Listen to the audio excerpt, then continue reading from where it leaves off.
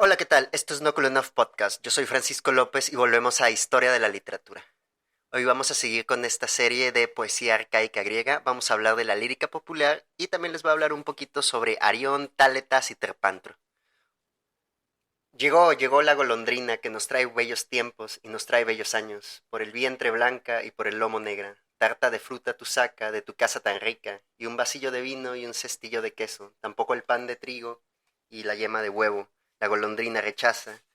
¿Nos vamos o lo tomamos? A ver si das algo, si no, no lo consentiremos. Nos llevaremos la puerta o el dindel, o a tu mujer que está sentada dentro. Chica es, bien nos la llevaremos. Bueno, si traes algo, tráelo grande. Abre la puerta a la golondrina, que no somos viejos, somos chiquillos. Lo que acabamos de escuchar es la canción de la golondrina, un poema popular muy famoso en el siglo VII. Y bueno, es tan solo una pequeña probadita de lo que vamos a ver hoy. Es muy importante recordar que la lírica popular, por lo regular, es más rica en cuanto al habla, en cuanto a las formas dialectales, y es un poco menos literaria. Y hay muchas veces que la misma lírica literaria se ve un poco permeada de la lírica popular y viceversa. Mucha de la lírica popular va a ser influenciada por la lírica literaria. Y bueno, aunque se le llama popular a este tipo de lírica, siempre va a tener un carácter religioso, incluso donde menos lo parece, como por ejemplo las canciones de trabajo, de guerra o de juegos. Y bueno, nos vamos a dar cuenta que la separación entre la lírica mixta, que tiene monodía y que tiene coro, y la lírica monódica, que es de un solo cantante, no siempre va a ser clara. Algunas veces la monodía es el proemio o el epílogo, pero otras veces se alternan la monodía y el coro, como lo veremos también en la tragedia.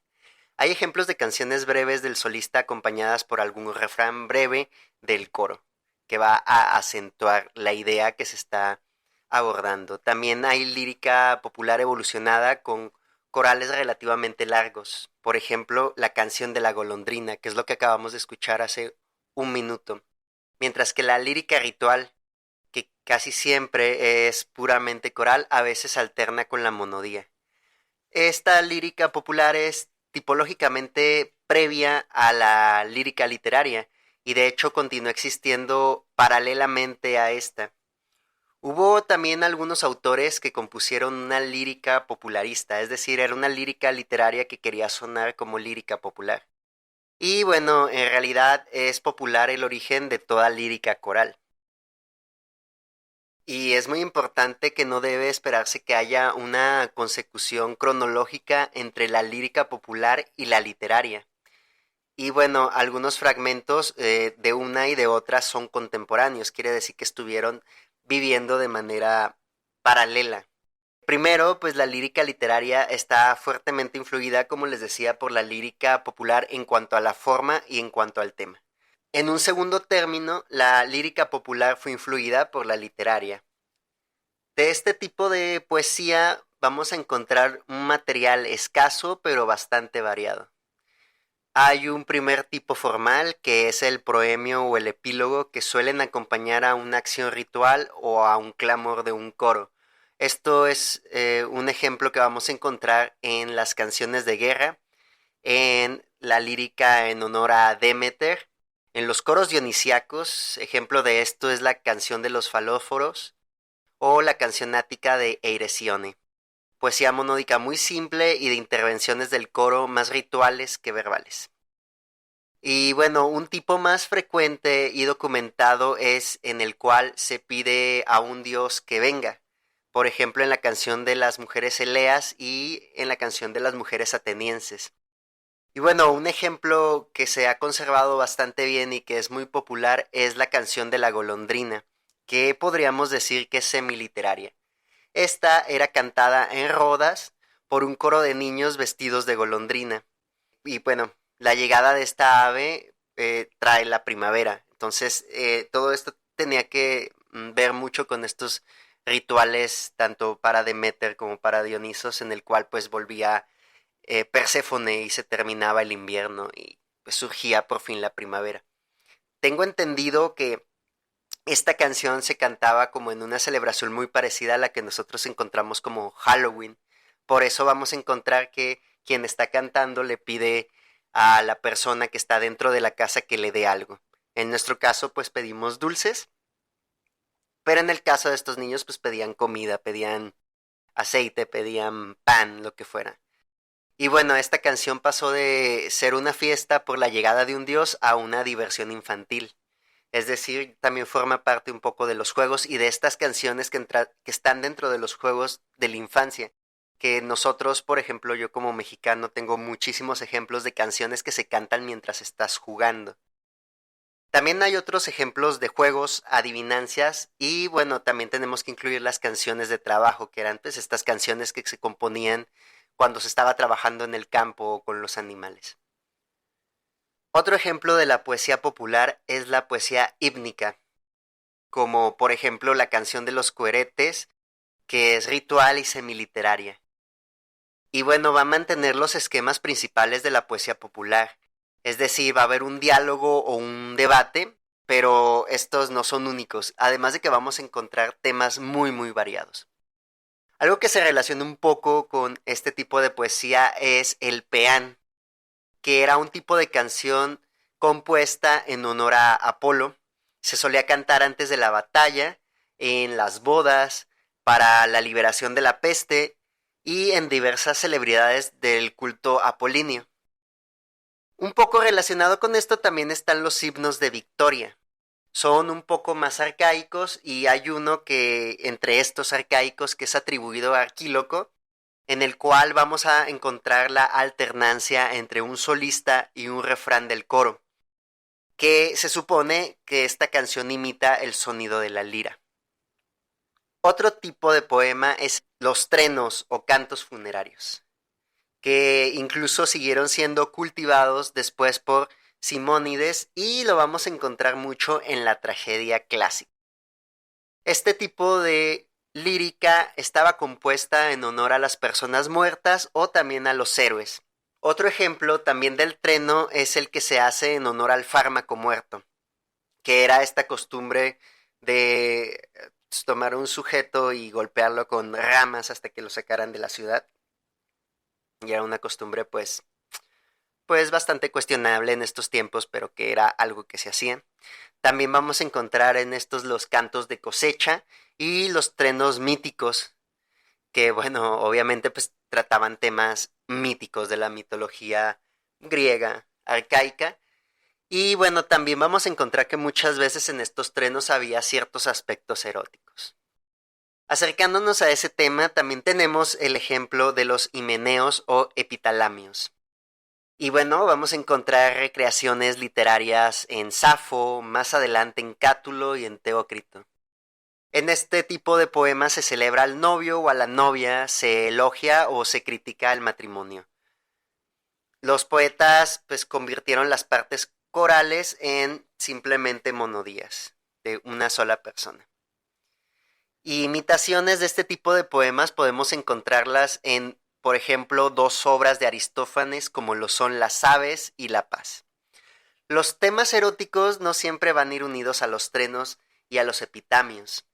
Hay, de hecho, una canción del amante ante la puerta cerrada de la amada, que esto es un poquito un tema implícito en el canto de la golondrina y en una escena de la joven y el joven en las asambleístas de Aristófanes. Y de hecho vamos a encontrar este tipo de canciones también más adelante en la lírica hispana, por ejemplo. Y este tema se enlaza también con las canciones de Albada, que eran cantadas por coros en las noches de bodas y que fueron imitadas, por ejemplo, por Teócrito. Aquí encontramos un diálogo entre la hija que está enamorada y su madre que le da consejos. También lo vamos a encontrar mucho en otra lírica antigua. Esto lo vamos a encontrar en la lírica antigua egipcia, por ejemplo, y también lo vamos a encontrar en la lírica española y se repite muchísimo en la lírica árabe, por ejemplo. Este tipo de canción de Albada pues fue imitada también por Safo y por Anacreonte, que son dos poetas que veremos un poco más adelante dentro de esta historia de la literatura. Había unas fiestas que traían enfrentamientos de coros. Eran, por ejemplo, los jóvenes contra los viejos, los partidarios de un dios contra los partidarios de otro. Había enfrentamientos mímicos y danzados. Los solistas de los coros se lanzaban versos los unos contra los otros, como en la fiesta espartana de las ginopedias. También otro de los grandes ejemplos de la lírica popular son los juegos infantiles, como les hablaba hace un momento, cuyo origen está en el rito, por ejemplo, en la danza de las flores. Asimismo, hay adivinanzas compuestas por uno de los jugadores y contestadas por otros, o frases enigmáticas, como lo sería el juego de la tortuga. Hago una pausa solamente para mencionarles que esto pues no me lo saqué de la manga, es de Francisco Rodríguez Adrados, tanto dentro de historia de la literatura griega como dentro de su poesía arcaica griega.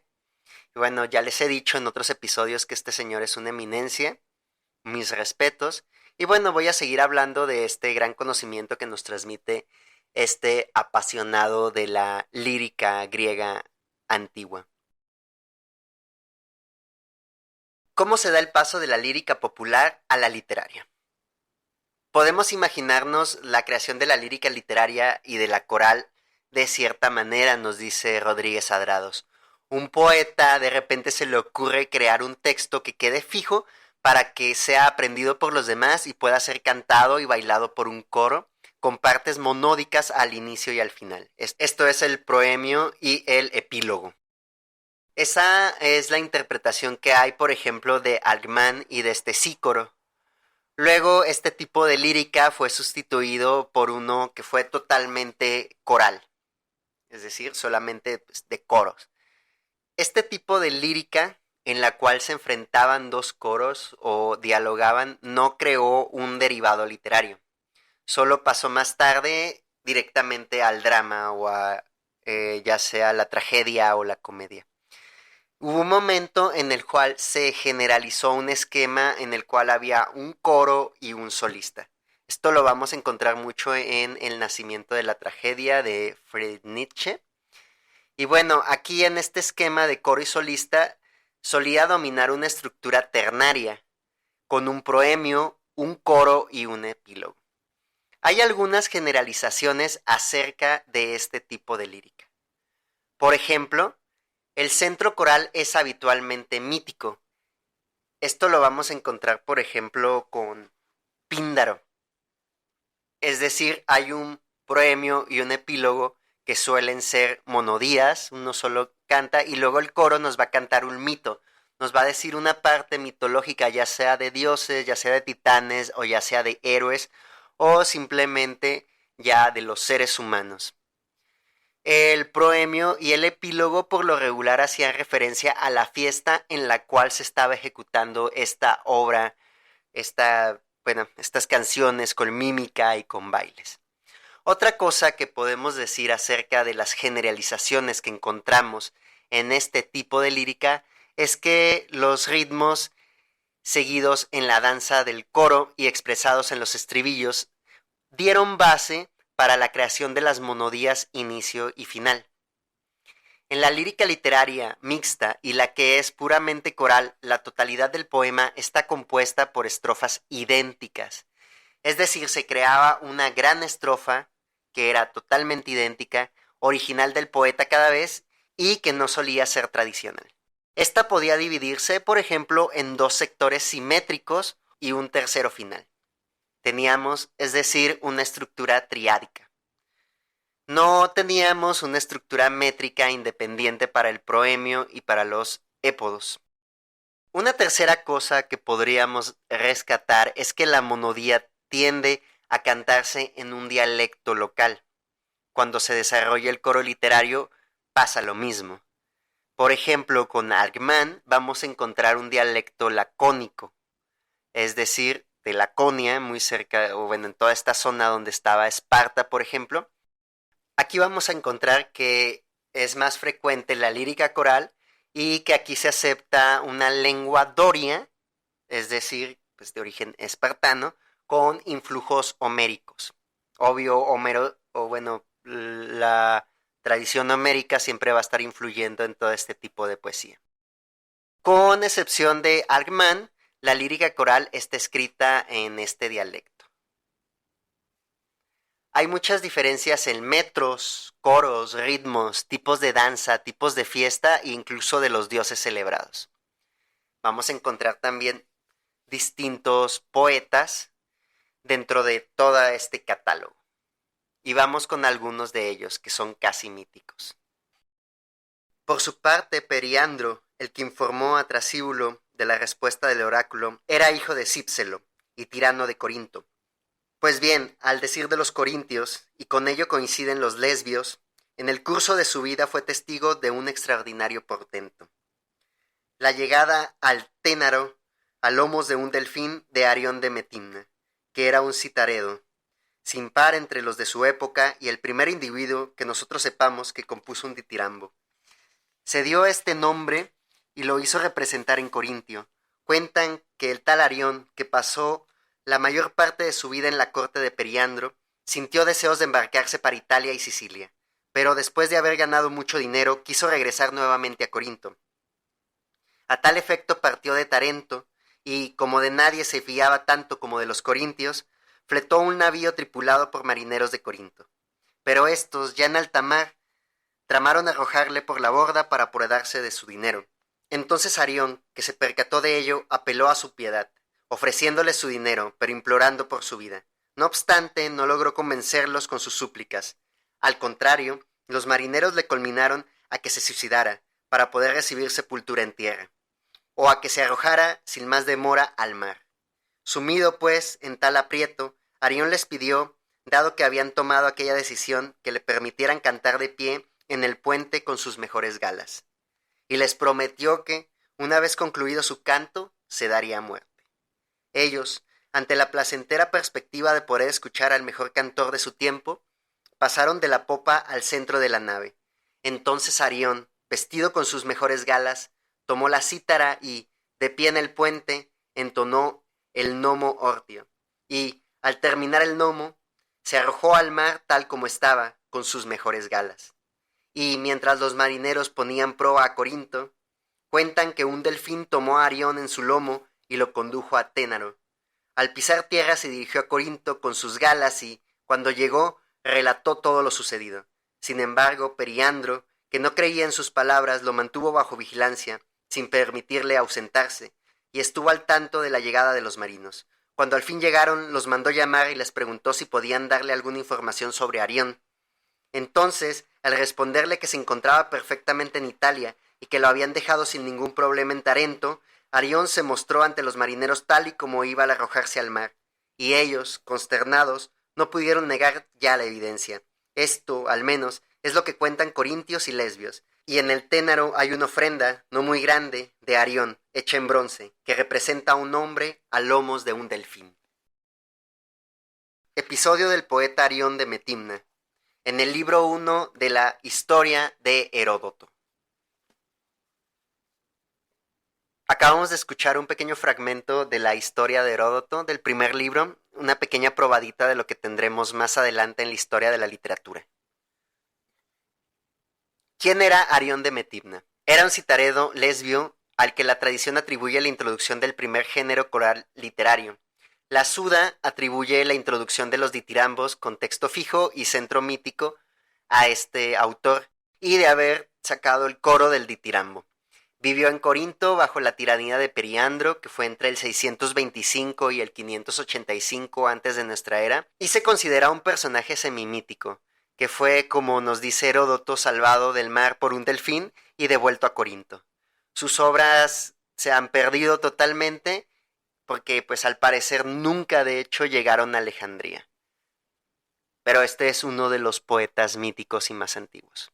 Otro de ellos es conocido como Taletas. Fue fundador de la segunda escuela de música de Esparta y creador, supuestamente, de los peanes y de los hipokermas, que eran un tipo de danzas en honor a Apolo. Él vivió en Esparta en el siglo VII antes de nuestra era y se supone que es posterior al citaredo Terpandro, que venció en las Carneas y fundó la primera escuela de música. ¿Quién era Terpantro?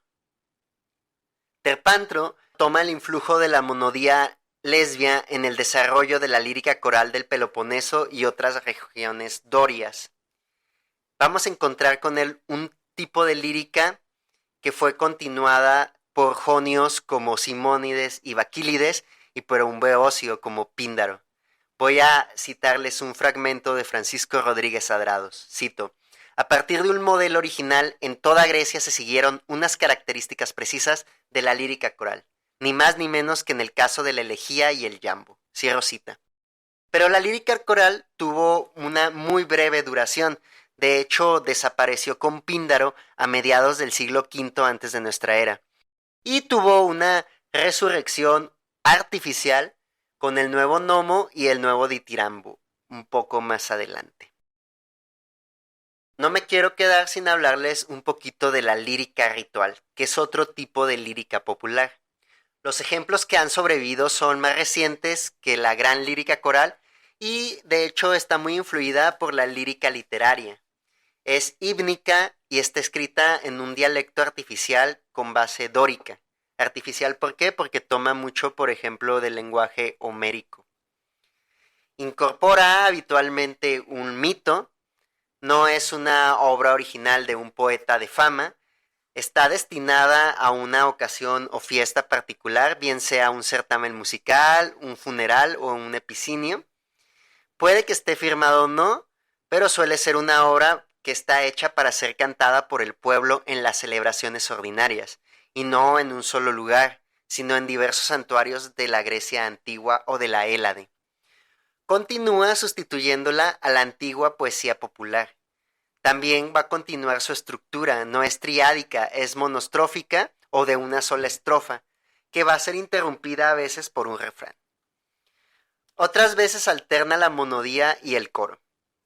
Tenemos ejemplos de poemas cantados en Atenas, Delfos, Epidauro y Esparta dentro del continente, en Cálcide y Eretria, que sería Eubea, Dicta, que es Creta, y Samos, dentro de las islas, y en Eritrias, en Jonia.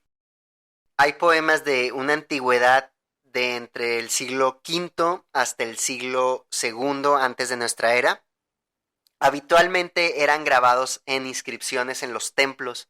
Incluso se ponía la notación musical para el uso de los fieles, para que quien llegara pudiera cantar y tocar estas canciones de adoración hacia los dioses. Otros ejemplos que tenemos son los dos peanes de Eritreas en Jonia, el peán délfico de Filodamo de Escarfia a Dioniso, así como varios poemas délficos a Apolo. También encontramos el gran himno de los curetes, que sería un antiguo himno mágico en el cual el coro con sus saltos estimulaba el crecimiento del niño Zeus y con él el de la vegetación. Recuerden que siempre toda esta lírica va a estar acompañada por música, por mímica, por bailes, por momentos muy orgiásticos y dionisíacos. Se pueden añadir a estos otros himnos, por ejemplo está el himno a la madre de los dioses, o hay otro, por ejemplo, al dios Pan en Epidauro. También están los dactilos de Ida en Eretria y un ditirambo que encontramos en un papiro vienés.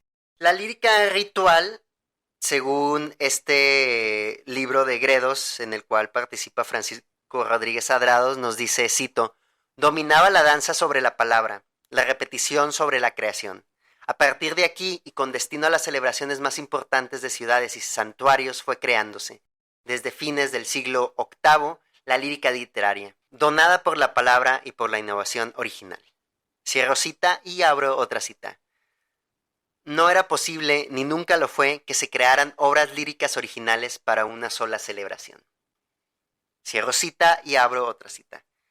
Coexistiendo temporalmente y localmente con la gran poesía, la poesía popular y tradicional debió de llegar a presentar un aspecto demasiado pobre. Consistía en poco más que pequeñas monodías acompañadas de clamores o gritos rituales del coro. Por eso comenzó un movimiento por adecuarla a los tiempos, haciendo que fuese influida por la lírica literaria. En mayor grado ocurre esto en los poemas y fragmentos corales que a continuación recogemos y calificamos de rituales, nos dice Francisco Rodríguez Adrados.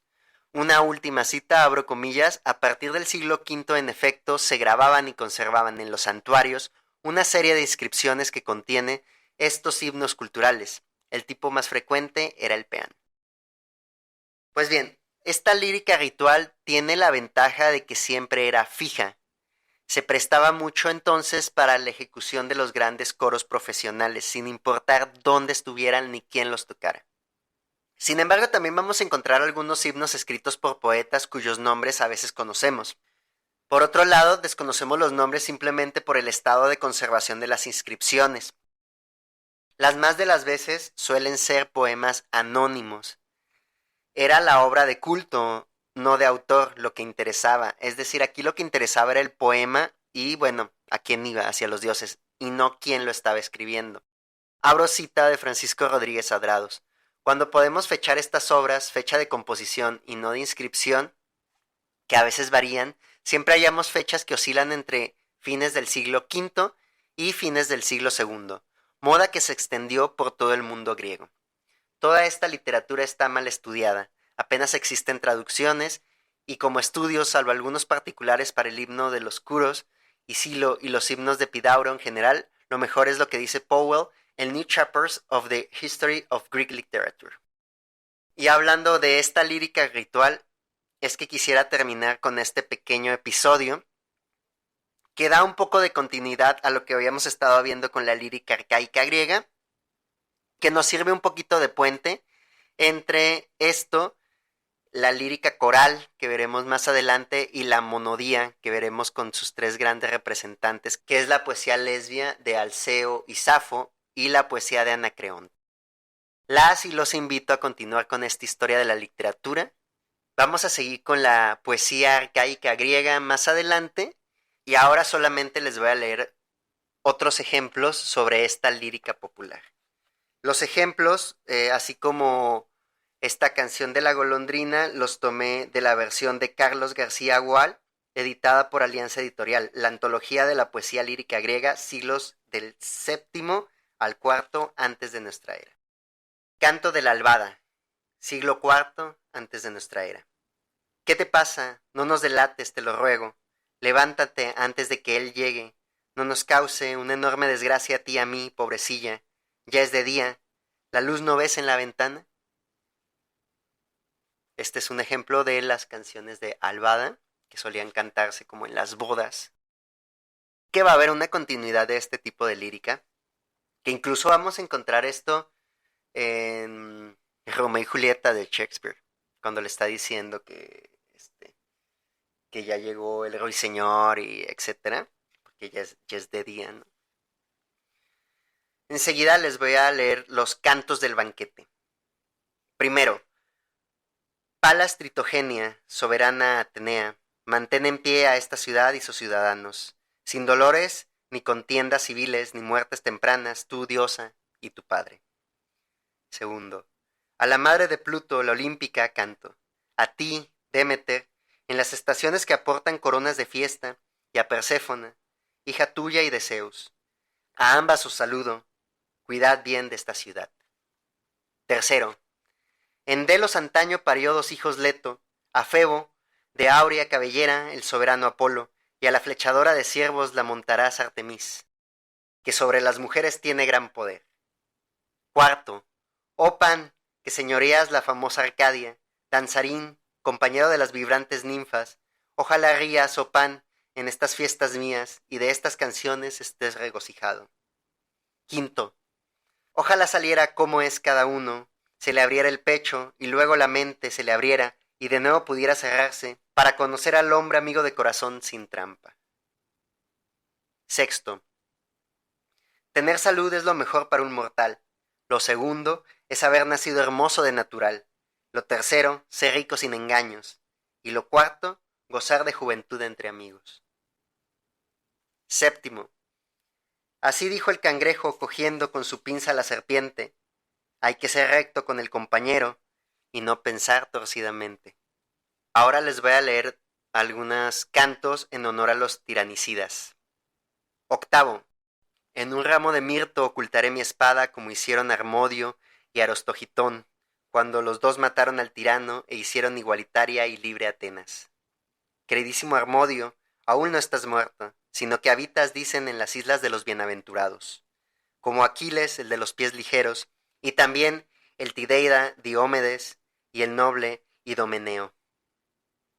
En un ramo de mirto ocultaré mi espada como Harmodio y Arostogitón hicieron, cuando en las fiestas de Atena a un tirano, a Hiparco, muerte dieron.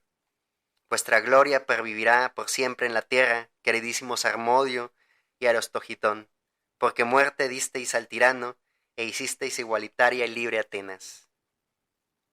9. Aprendiéndote, amigo, la lección de Admeto, a los buenos estima y evita a los malos, advirtiendo que poca gratitud hay en los ruines. Por último, les voy a leer algunos otros fragmentos sueltos. 10. Ojalá yo fuera una bella lira marfileña, y los bellos muchachos me llevaran al baile. 11. Ojalá yo fuera una bella, grande y pura alhaja de oro, y una hermosa mujer de limpio corazón me llevara con ella. 12. Bajo cualquier piedra se esconde, amigo mío, un escorpión. Adviértelo, no te hiera. Todo engaño se alberga en lo oscuro.